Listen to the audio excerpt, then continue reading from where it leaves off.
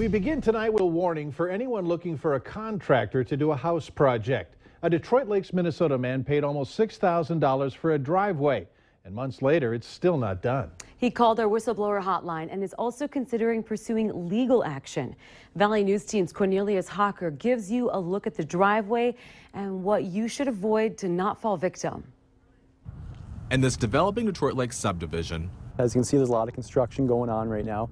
It isn't uncommon to see construction taking place, which is why you would think this wheelbarrow isn't out of place. But as Thomas Bement tells us, that's not the case. Typically how it's been going is it goes right to voicemail, however his voicemail box is full, so I'm not able to leave messages. For the past 2 months, Bement has been playing the waiting game, making phone calls and sending text messages to Brian Felt. And just as he predicted, the mailbox belonging to Brian is full and cannot accept new messages at this time. To leave a callback number, press 5, or please try again later.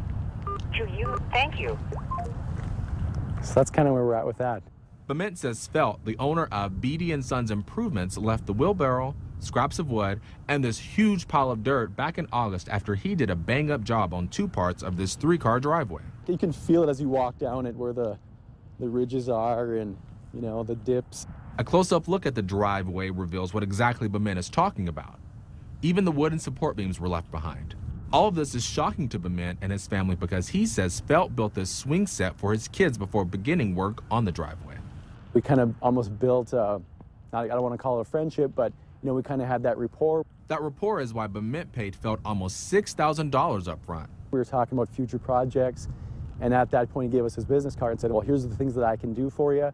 So we had kind of built a relationship with him and felt comfortable. You know, it wasn't like we were going in with a perfect stranger.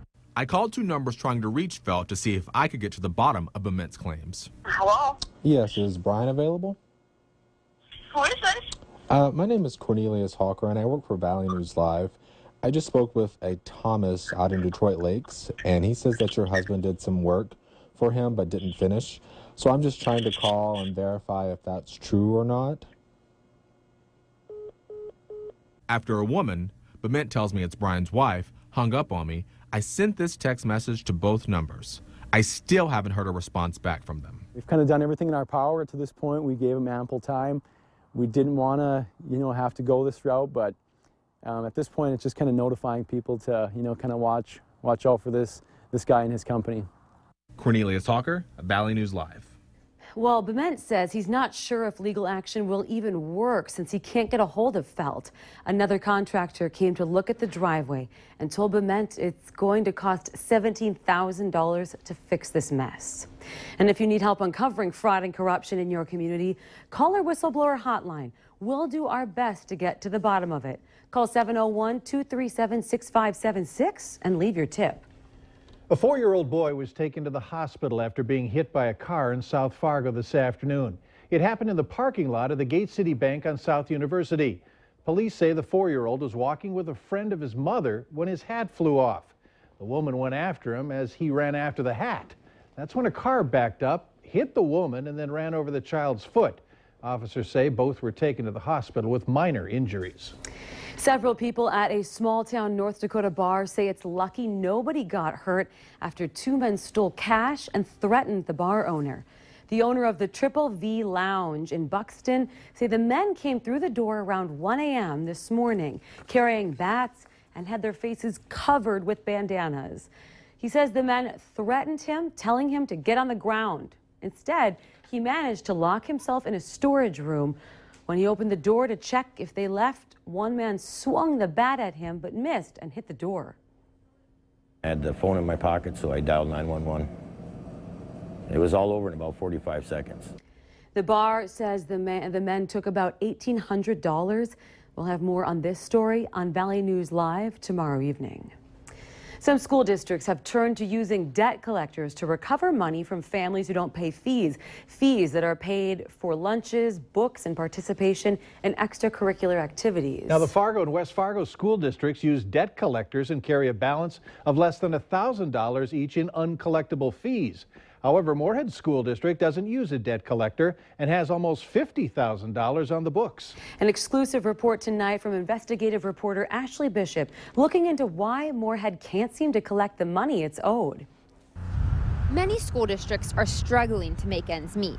We wanted to know how much in uncollected debt some students are racking up for the district. We looked at the 2014-2015 school year for Fargo, West Fargo, and Moorhead. Fargo parents during that time owed $882.40 to the school district. In West Fargo, the district had $397 go uncollected. But we found out that Moorhead is quite different. The money owed in that district tips the scales at over $51,000. The money that Moorhead has not been able to recover is spread across 3 different categories: $12,987 in lunch fees, $30,120 in participation fees, and $7,704 in book fees. The school district also does not use a debt collector, whereas Fargo and West Fargo do. We just feel like the expense of a debt collector might not be in our best interest when we can handle it. But what happened to the days of if you don't pay, you can't play? That is how things are done in Fargo and West Fargo. Moorhead Assistant Superintendent of Finance and Operations, Brandon Lunak, says the district sees it differently. We won't turn any kid away from an opportunity to play or to participate in an activity. We feel like that would be counterproductive. Counterproductive may be, but it's still thousands of dollars in bad debt paid by the taxpayers. Nearly $30,000 in participation fees go unpaid. That scholarship and other financial programs are subtracted out of. But there's still nearly $20,000 in uncollected lunches and books. Don't you think the district should look at a way of trying to recover that money by using it? Again, we feel that working with those families and trying to recoup that is the best way from a relationship standpoint to handle that. And we do our best, but you know, some are going to go uncollected. That's just the way it is. And so the district, the taxpayers just end up paying for that, correct?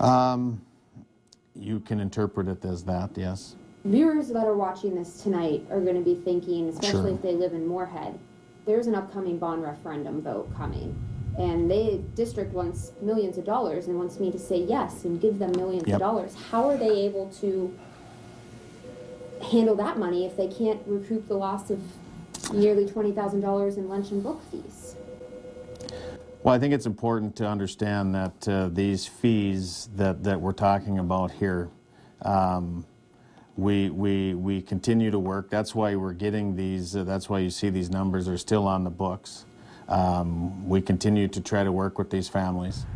I then asked, should a debt collector be considered so the district doesn't have a high amount of debt? Well, maybe we'll look at our philosophies in terms of debt collecting. Okay. But right now, this is the policies that we have in place. In Moorhead, Ashley Bishop, Valley News Live. And Moorhead says they do work with parents to get them to pay by sending home letters and making phone calls.